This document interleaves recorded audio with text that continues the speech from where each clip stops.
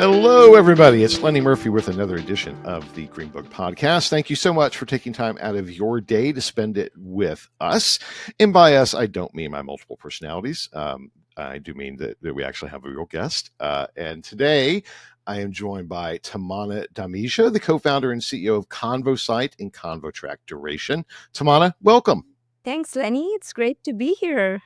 It's great to have you. For our audience, we've been kind of playing schedule tag, trying to get this done. And my experience is, it seems like the harder it is to pull it off, the better the result. So I'm going to set that expectation right now, so that we're just going to have a great conversation, because it was such a pain in the butt to make it happen.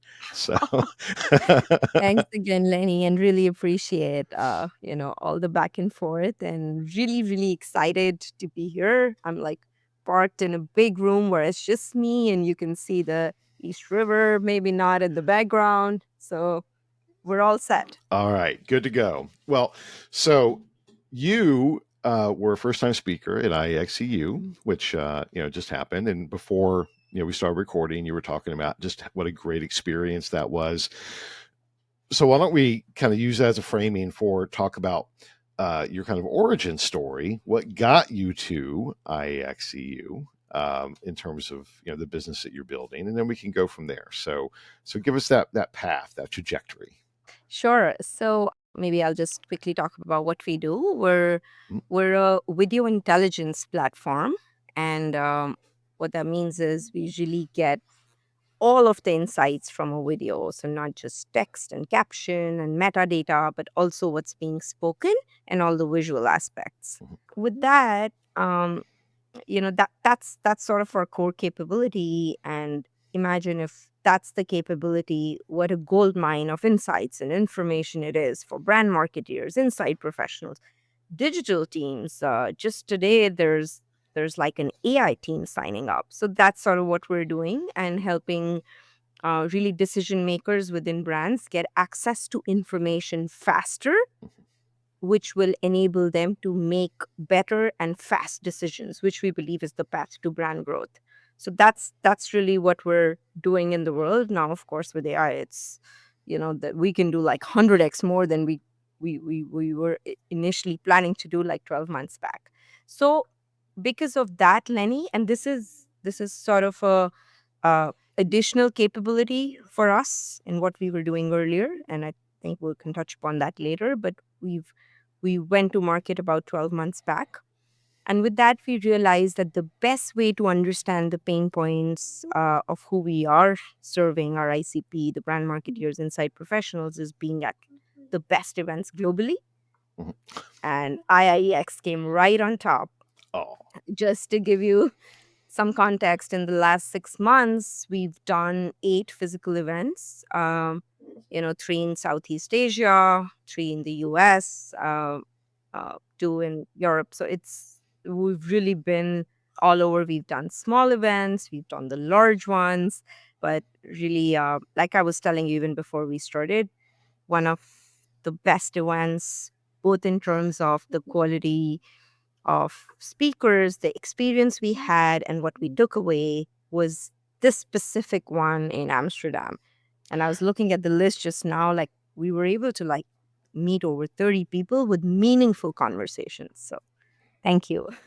very cool. Now you're on record, so we're going to use that as a quote. So thank you. But well, so that's interesting. Let's actually we're going to diverge just a little bit from the script, because I think that what I am picking up, and you tell me if you agree, um, as AI accelerates in adoption and is changing so much of business processes in general, um, the importance of human engagement, of face to face, I think is actually increasing. And maybe that's a trend that was already there just in the advent of the internet, but it feels different to me now in this point in time. It feels a little more like we need to kind of robot proof some aspects of our lives, and and physically talking to people just feels more important. What do you think? Is that just me kind of projecting out my own biases, or are you experiencing that? It's a really interesting question. And uh, as I'm thinking about it, I think I would break it into like two parts. I don't think it's physical meeting is always important. So I'll take an example. I think individual adoption of AI. Um, I think that is it's just so simple. It's just so easy. It's just such a no-brainer. Mhm. That individuals can just, you know, 10x, right? Whatever they were doing just by using AI in day to day. Mhm. Um, and for that, I don't think someone has to tell me or explain to me or Sure. meet me physically, Mhm. right? And like, I mean, just the number of young entrepreneurs that we're seeing, uh, right? My son is like 10 and a half, and uh, he almost built an app last week himself, Mhm. right? I Vibe vibe coding. coded.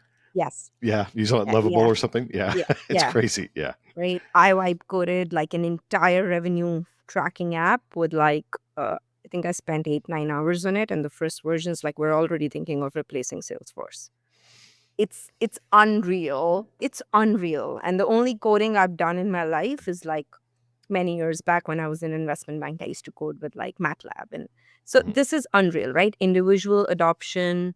Um, but where I do think physical meeting is very important is with enterprises where there's behavior change that needs to happen for large groups of people for Mhm. it to be successful. Mhm. Because you'd always find early adopters, right, who will embrace a new whatever tool or a new way of doing something, but then until everyone else also doesn't onboard on it, you cannot see a meaningful shift. So it's really interesting that I do think for large organizations, enterprises or groups of people, when they need to get onboarded, uh, like I feel physical meeting is very, very important. Because just understanding the implications, because we're changing the way we're doing things, Yeah. right? We're like unlearning and learning at such a fast pace. So yeah, that's and we I'm really glad we thought of this in January, and that's when we were like all out. We went all out, signing up for events, meeting people, and it's fascinating. Just in these 6 months, I've seen how people's perspectives have shifted, how open they are. I feel like the curiosity's gone up because there's no other way now than to be curious, right? And there's no way I will be able to capture all that until we don't meet people. So, yeah, that's a really interesting observation. Well, now I'm going to throw another one at you that maybe it's a spurious correlation, maybe it's not. But I know your background is you started, in investment banking, right? And then you began this entrepreneurial journey, and you wind up here in, the insights analytics space. So speaking of curiosity uh, and pace of change, is there a connection there? If you think about your own journey, kind of tell us how that got us here, because I suspect that there's something there. So, yes, I think I'm not just curious. I think I want to like get things done after being curious about something. So I'm like, I really have this urge to solve problems. I think that's the bigger thing. So I'll keep iterating until I can solve a problem. And Mhm. that's what's kind of, if you look at my background, I think that's what I've done. So yes, I was in investments. I used to manage money for GM. And even that was a pretty chance, like I stepped on it because I was very curious about like, investments and trading and how do you trade and just fundamental investing. And so I just, yeah, like, I got onto that. I did that for a number of years. And I used to do that with a lot of pride because this was a pension fund. GM is the largest pension fund. So I used to like feel very good about what I'm doing because I'm adding money to pensioners. Like, so there's Mhm. always that sense of purpose also, Mhm. and which is where that's actually where I was coding in MATLAB and I was building all these models on Bloomberg. And again, I think what really sticks out at me now when I look back is that I was finding these small areas or gaps in the whole fund management process and trying to solve them by like building a small tool or doing something differently. And, I can only like look backwards now and appreciate that. But yes. So from then, how did I get on to doing this? I think it was when I became a mom. I was very curious about like having a child is like the biggest, I don't want to compare it to a startup, but like the biggest thing you'll ever build in your life Absolutely. Yeah. with Father of five. I'm right there with you. I got oh wow. it. Yeah. So, yeah. Yeah. Yeah. Okay. Yeah. So that's kind of where like that curiosity started, that how does it all happen, and how do we crack the code and try to do something better for moms. And that naturally led me to communities, online communities, where moms meet each other, get so much support. I had my own issues where I suddenly joined communities. Before that, I wasn't even a part of one online community. And then, I felt like that's my best sort of aid for parenting. Hmm. So that's when I felt like it's time to solve this problem of, you know, um, building better communities. And uh, so that's how the journey started. I was in US, but I moved back to India. And what we built initially was, we built a framework to scale communities. We then started helping brands to get insights from communities Hmm. and also provide better information and education to mothers in communities. So it all started very niche parenting communities. And I also moved back to India because I felt the need gap and opportunity is much bigger there. But again, really interesting because we weren't at that point, I didn't know how we'll evolve and what we'll be doing today. But now when I look back, uh, we grew up on massive amounts of information, Hmm. conversation on communities, getting insights from those. And that was sort of the foundation. So yeah. Okay. So now that's just so interesting because I think about so many similar stories in the industry of entrepreneurs who enter not because they have some methodological grounding or focus on research, et cetera, et cetera. And so they're trying to solve some other issue, usually outside of this space, and realized the uniqueness of their approach because they weren't bound by orthodoxy, right? Instead, trying to do something that made sense based upon their context, and that's been a real path to success. So, would you agree that that's been a piece of that you weren't stuck thinking about what a online market research online community looks like and does? Instead, you kind of backed into it from the problem versus the solution on the front end. Yeah, yeah, no, completely. And I think I always say, I think uh, there's a very childlike view then of the world because there is no sort of, bias or conditioning, like just so obsessed with solving the problem that sometimes I feel like I ask such basic questions, and not just me, right? The team, like we have such a different like glasses through which we're viewing Hmm. that same problem set. Like even now, right, with video analytics, like I'm sometimes like quite amazed at how did we think, like I'm sure other people are doing it in some way, shape, or form, but like we were like, let's nail this. Like just being able to solve this will change the trajectory. Hmm. So it's that obsessive kind of approach to solving a problem with no sort of biases or preconditioning or say, yeah. Now, how did your background in finance help inform that? Was there, I would assume, already kind of an analytical mindset that maybe helped you zero in on pain points more than another context? Sure. I think that's an interesting question.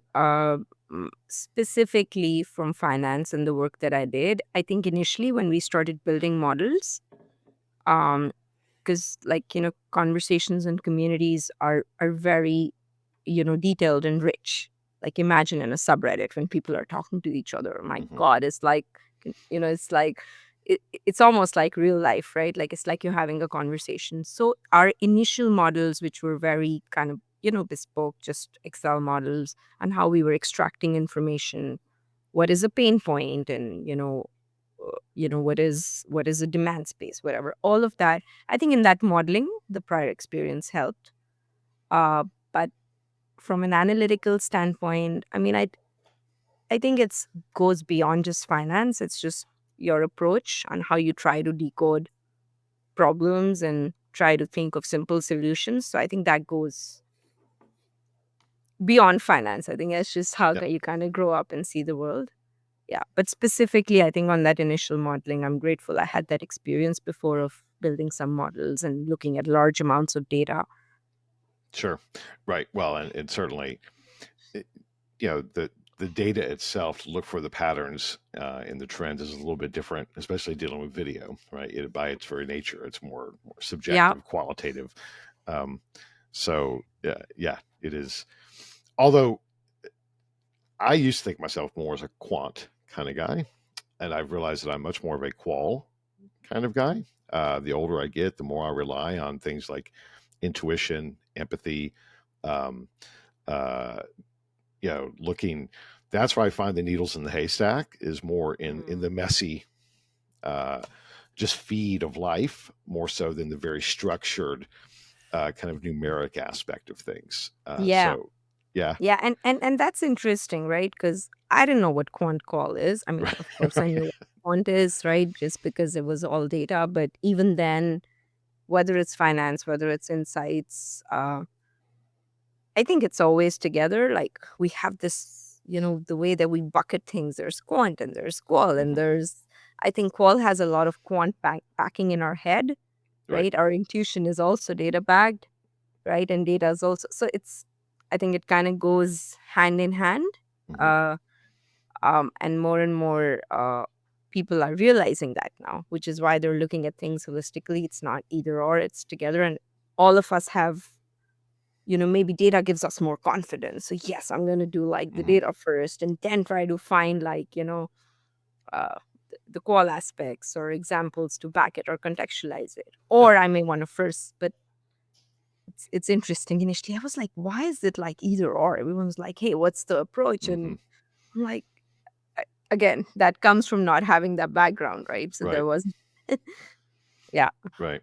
Well, and to go back to your AI comment, and it certainly. So I always looked at the issue of uh, what was the barrier of doing qual at scale. Well, it was simply background technology, right? Data analysis fundamentally was the issue. Because we knew for 20 years that you could talk to 1,000 people on video, and the pain in the butt was dealing with the with the actual data and to make that usable.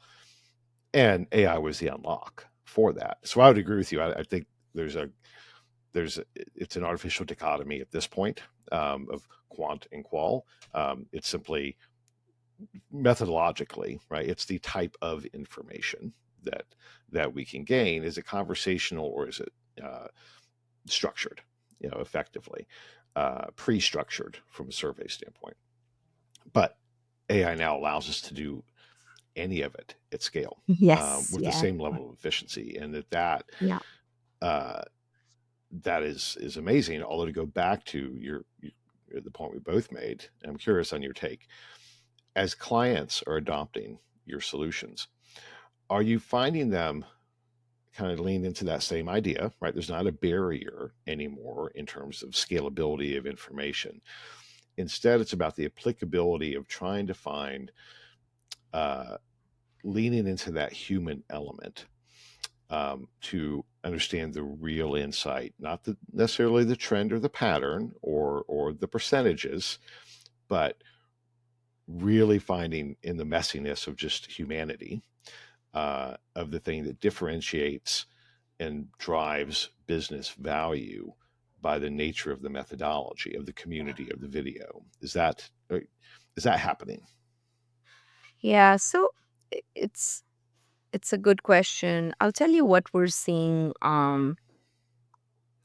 Uh, I think if I were to zoom out a little bit, like even from your question, I think what we're seeing is that the world was structured a certain way, right? And sort of before AI and before video, really, like, right? Like it's almost like few years back, the number of questions that a brand manager had or, an insights manager had were, I don't know, a few a day.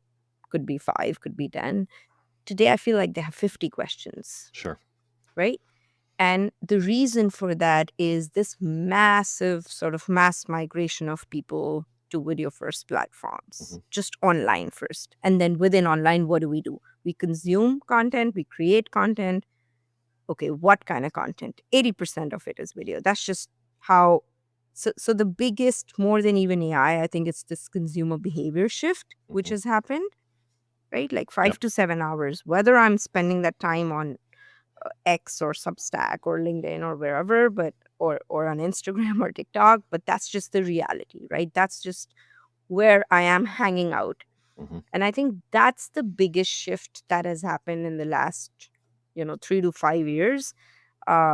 It's that inflection due to which the number of questions has gone up, due to which uh, uh, we see way more brands now, right? The competition has gone up because it's much faster to get access to consumers, educate them, Hmm. get your first set of sales, right? Like talk about a category which has not seen like so many startups, like, whether it's beauty or food or so.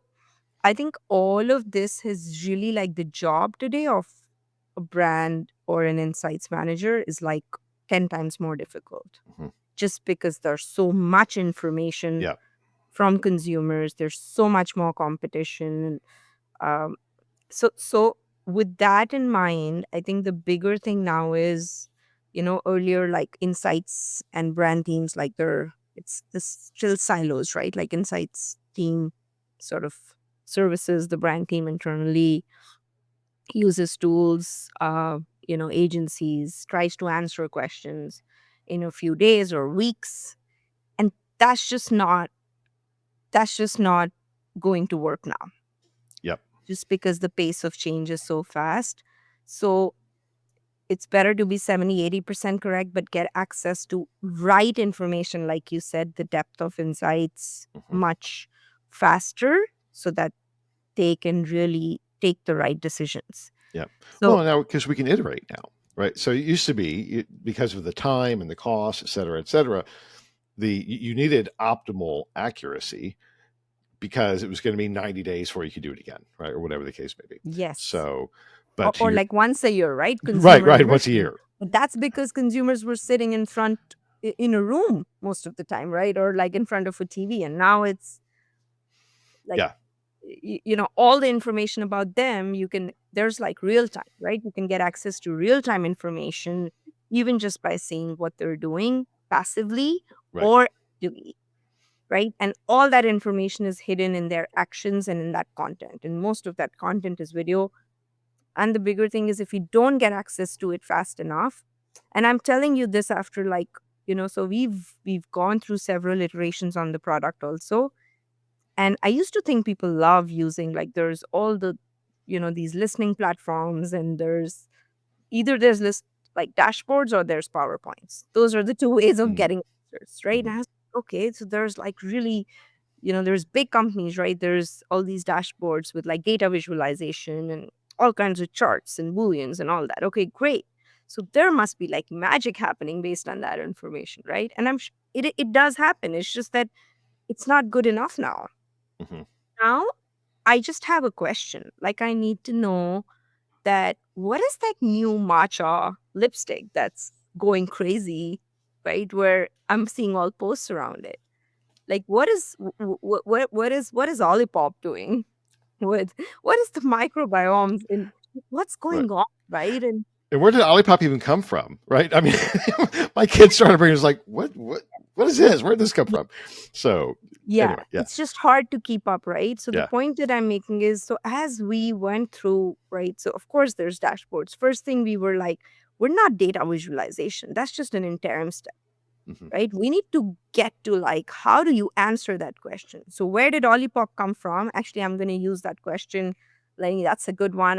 We have a demo scheduled with the social intelligence lab. I'm going to use it 2 days later. Okay. Where did it come from and why did it come? Mm-hmm. And if that question can be answered from all this data, social data, consumer data, like, first of all, can it be answered? Yes. Mm-hmm. In how long? If you probably spend like a few minutes navigating, asking the right questions, like how you interact with ChatGPT, you'd be able to see that when is it that this whole thing on, probiotics and gut health started increasing? Hmm. When is it that, like, those supplements first started going up?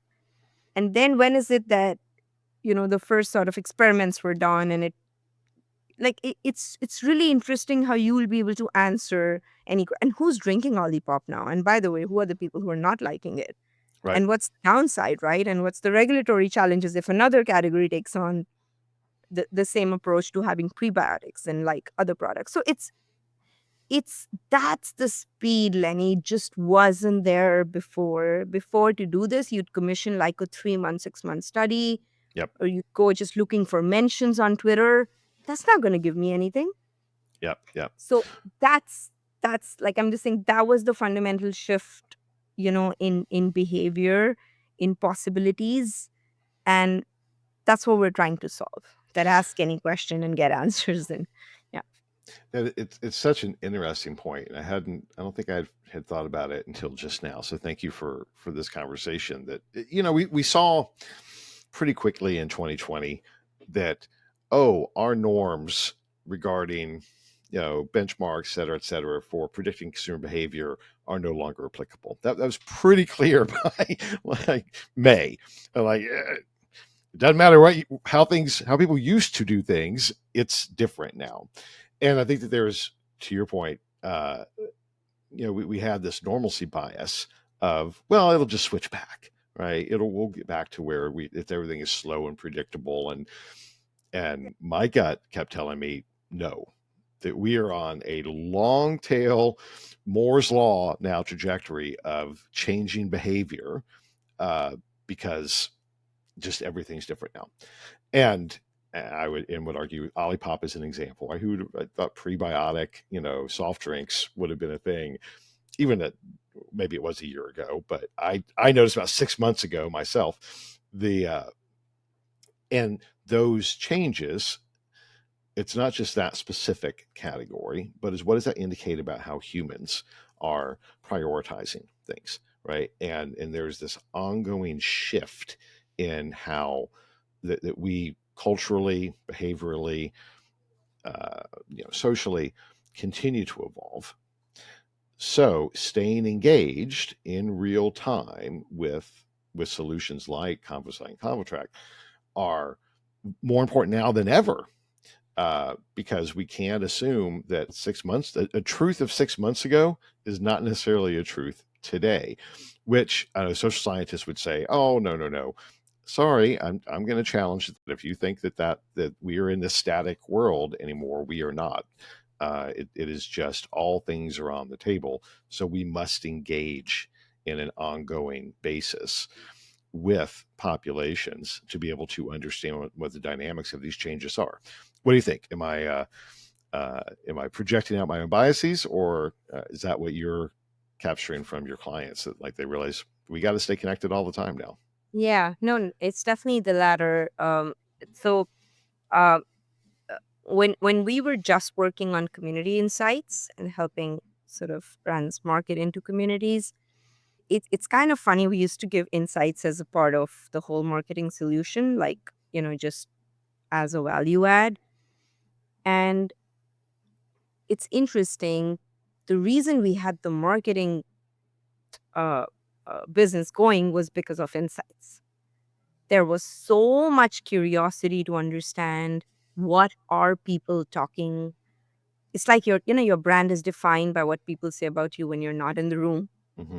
And that was like, it was such a huge need for brand managers to understand that, what are people saying? Like, what are the other things they're talking about? Like, what are the brands that are organically featuring it? So, it's and when we started working on video, this was one of the inputs, right? Like, just the number of questions we used to get about, give us more insights, like real insights from consumers, which are unprompted, unbiased, like just real intel on what are they thinking, what is the next thing that they're thinking, who is our brand being compared to, why do they even use us? Like, I felt like there's such a dearth of information despite there being so much out there, Right. right? Because Right. and that was, I used to keep thinking, why is that the case, right? There's internal teams, there's so much out there to help answer these questions. Uh, so you're absolutely right? That's the just the amount of information, like the number of questions, and you're right, like having access to those answers really, like right now. Like tell me right now, like, what's going on with an onion shampoo, right, in a country like what's with onion in hair suddenly? Like how come that's Oh, taken? that's a new one. What? So that's a Like okay. imagine, yeah. Yeah. Or like even in spaces which are like pretty hard to break into, like toddler nutrition, infant nutrition, like the established players are like, where are like these new age brands coming in and suddenly like taking over? Like what is it, right? Because these are very regulated spaces and you cannot just go Mhm. and launch a product. But that's the thing, that today it's so easy to launch a product and get in front of the first set of customers and start educating them, making claims. And these are smarter customers who understand what a prebiotic is. I mean, a few years back, all we knew was, uh, Probiotic. yeah, Yeah. Yeah. probiotic. And we used to link it to just like, like just like even like digestion, like even gut health as a term. Hmm. Like now, a 6-year-old will talk about, like, everyone knows what gut health is. And it's Yeah. so, yes, I think that is what will make or break even largest brands that we see around us today. And this is something I've heard from them, from their leadership, that like, we've built these massive brands on the back of distribution and intel, but now it's about embracing the right timely information and making fast decisions, experiments, so that we can keep up. Otherwise, no, yeah. So that's, and which is why, right? That's where all of our head is at. Like, I just wanna, like, we wanna make sure that this information is democratized in an org, right? Across, like, so, like, for example, Unilever is one of our partners, and we work with them in multiple, countries, multiple teams. It's just amazing to see that the adoption is beyond insight teams, beyond brand teams, to certain central team, like a digital team. They have an AI team, like an AI hub, right? That team is used. So it's like we have to democratize this information so that humans are not the bottleneck. Humans can make it better and come and discuss, but everybody should have access to information so that they're able to make those right calls and decisions timely. So, um, Yeah. It's just really interesting. Earlier we were talking about behavior change, right? And uh, just recently there's been lots of discussion, the stuff out in the zeitgeist, right, on the uh, the the weight of inertia slow down institutional change and adoption of everything, right? Particularly AI and the implications of what it can do. And I would have said 6 months ago, hell, even a month ago, I would have said, yeah, that's like 2 years out, 3 years out for specific things. It very, very much like, I don't know. I think it's going to be tomorrow. I mean, it feels as if the barriers of change from an institutional processes standpoint um, are degrading rapidly, and that there is more from a client side standpoint, organizationally, to say we have to do these things now. We have to embrace these. We're not going to have it all figured out, and there's no way to, because tomorrow, literally, there will be a new capability that wasn't available today. So that process transformation is well underway, even if it is not widely distributed. And there are still some barriers to change. Luddites like me, who, I'm still resisting some things from a behavioral standpoint, but that's now marginal. That's not the tip of the spear. Is that what you're experiencing? Or are you're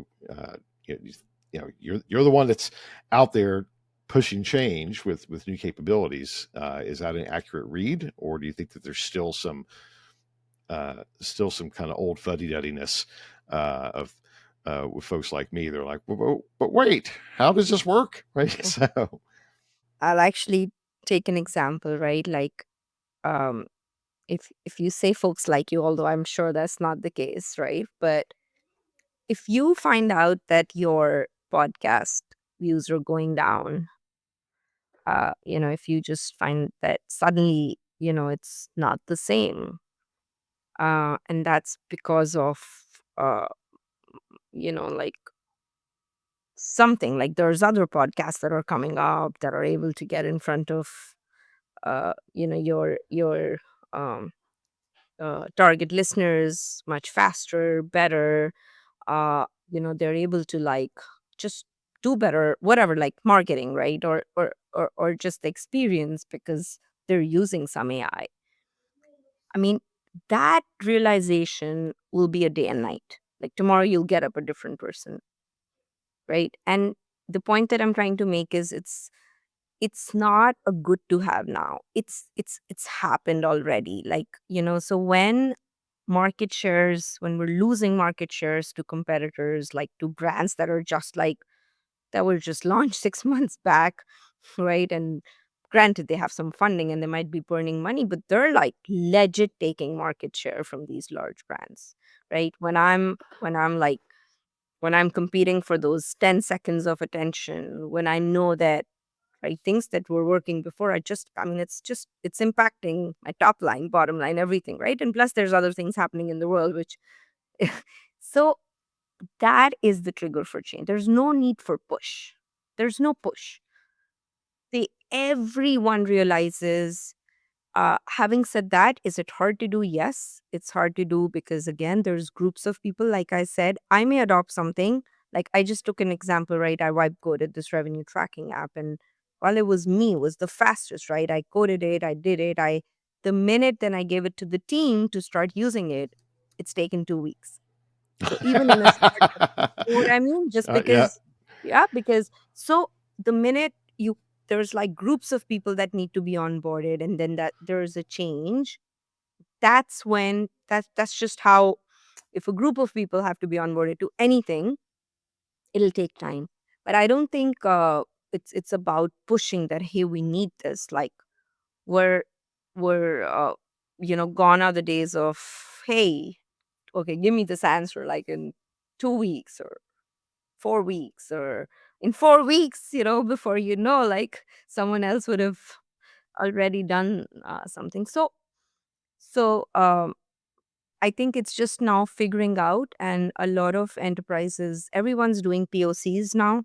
We see everyone in like this AI POC, especially in enterprises. That's what's going on. There's a POC budget and there's all that. And I think we're growing up. It's like that toddler is now becoming an adult, right? We're going to get it to the legit AI phase where uh, it'll be outside the POC sort of zone, and there will be AI champions. And I think the only thing is that people should not be worried. Like I see some concern about people being worried about losing their jobs.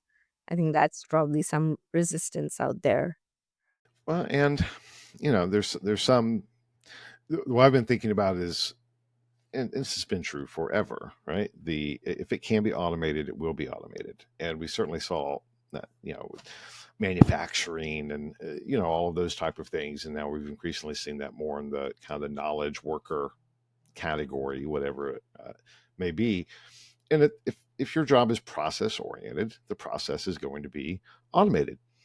It just is, and that's a good thing theoretically, unless your only skill set is the specific task in that automation process. The But that here in the old in the U.S. It was a tall tale.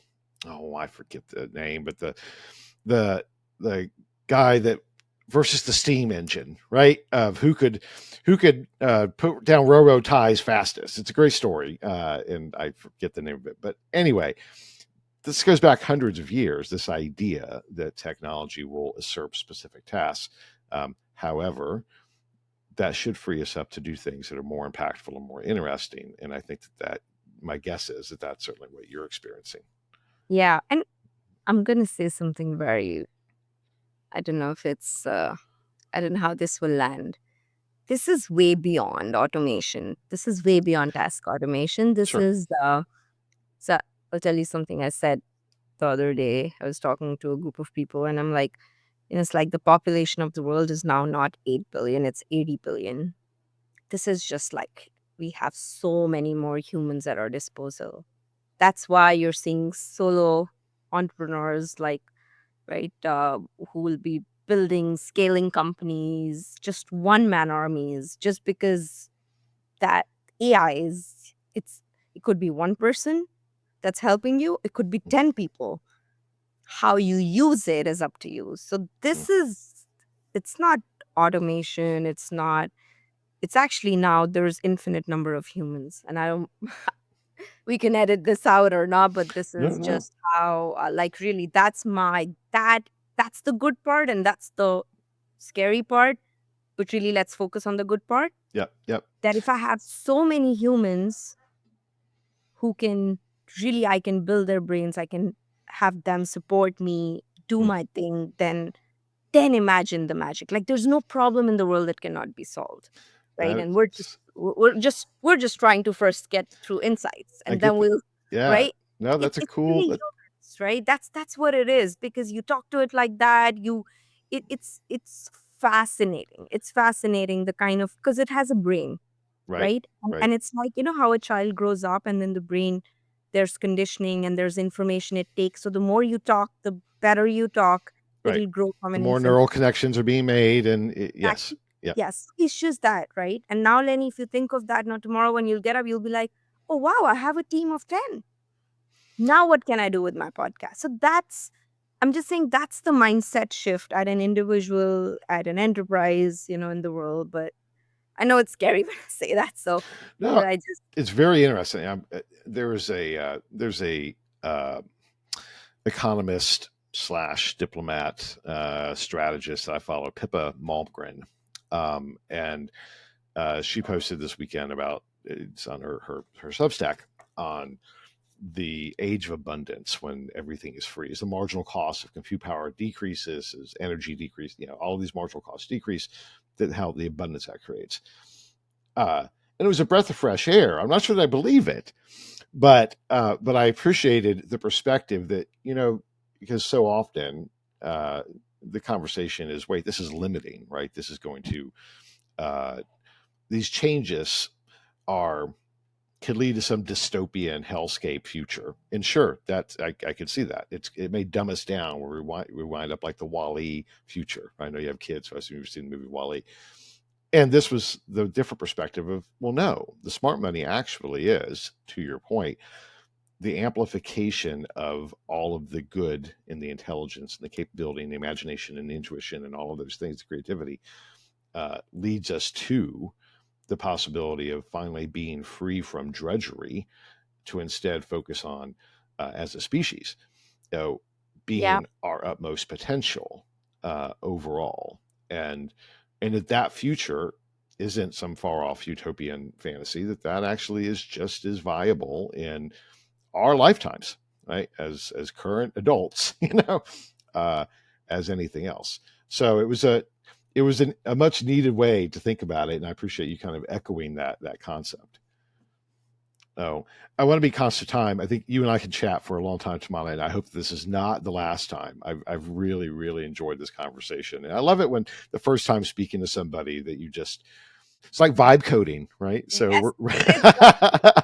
Vibe coding is. That's where the term vibe came from, yeah, is you vibe with it. Like you're like, my God, the way that I can talk to this, yeah, platform, and yeah. So yeah. yeah, no, it doesn't feel like the first time that we're talking, and again, I really appreciate, because you made it like first just going back and forth, and you made me so comfortable when I joined even before the podcast. That always helps because um, it's the first time. and we're on a stage. Well, thank you. I appreciate that. I'm glad that I have some redeeming qualities. Is there anything that you want to make sure that our listeners hear? Because we haven't really talked that much about Convosight and ConvoTrack. So now is your time to share anything for folks who want to check you out. Please do. This is your shameless plug opportunity. Please do that. So I would just say, of course, our ConvoTrack.ai. Just you go there, and whatever I've been saying, you'll find it there. Right now, we're just on one mission to have information accessible almost in real time. And I know my CTO is going to be listening to this, so almost in real time. Almost. Yeah. Which means in a matter of minutes, right? It could be a very simple question. It could be a very complex question. You should not have to go through, uh, weeks and months and hundreds of dashboards and agencies to get to the answer. Our human intellect should be used to really then take those decisions, iterate, and move fast. And really happy to chat with anyone who can help us get on our mission, build even faster. I want to democratize this to the world. So this problem is solved. It's an easy problem to solve. And really, it's as simple as just, asking questions, understanding consumers, just acting, learning, iterating. And we work with a lot of partners. I already said that, but just one example from Unilever for one of their beauty brands. They've changed sort of the trajectory of the brand, right? Which is reflecting in not just the numbers, the sales numbers, but like Google search trends have reversed, right? Intent signals, all of that by ramping up their influencer programs to like a few thousand influencers a month. That entire program from consumer insight to and you know picking the right creators to then going out, what do they talk, how are they measuring, all of that has become like a piece of cake with just the tech in the background. So yeah, that's the mission that we're on. And it's not just for insight teams. I genuinely think it's for literally anyone and everyone. Like, why should sales team not have access to this? We're out on the field, and hey, why is this shelf space taken by another brand? Help me answer, right? Like, so it's really that democratizing access to information. So I love that. Where can people find you personally? I'm my LinkedIn. You can find me on LinkedIn, Tamanna Dhamija. And my email is tamanna@convosight.com.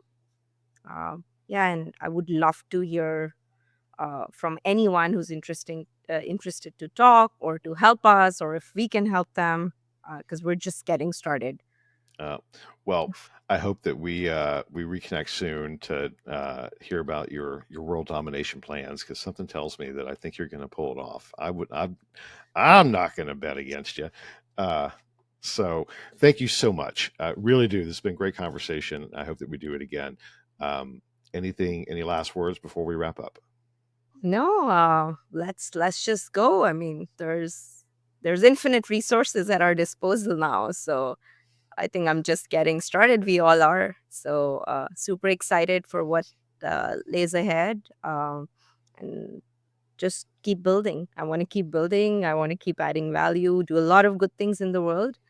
Uh, but really, Lenny, it was so nice speaking to you. Now, this is something a vibe coding platform cannot do. Because That's true. maybe in a few months, there'll be Lenny Stones. Oh, God help us all. I mean, that's like you just terrified me. So I know, sorry. It could be the same for me, right? that's Yeah. cooler than more Lenny's, I promise you. So, all right, Tamana, thank you. Listeners, thank you. Really appreciate you giving us the excuse to talk.